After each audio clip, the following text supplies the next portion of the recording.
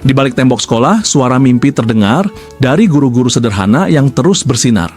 Mengajar dengan hati meski fasilitas terbatas, mencetak generasi dengan cinta yang tak pernah pupus. Namun, di sudut gelap yang menyakitkan hati, ada kepala sekolah yang bermain dalam sunyi. Nama-nama muncul di dapodik tanpa jejak kerja, anak dan saudara diangkat tanpa jasa, hanya skenario belaka. Di mana hati mereka yang berbuat curang, memasukkan nama darah sendiri tanpa perjuangan panjang, administrasi diolah seperti permainan, mengabaikan mereka yang tulus dalam pengabdian. Guru-guru sejati menangis tanpa suara, melihat sistem yang diinjak dengan sengaja. Bertahun mereka berdiri di depan kelas, sementara yang lain duduk diam, nama mereka terlampaui bebas. Apa yang kalian rasakan, wahai pengkhianat keadilan?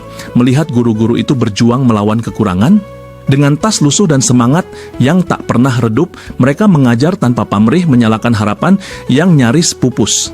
Anak kalian, saudara kalian, masuk ke sistem tanpa sebutir keringat perjuangan.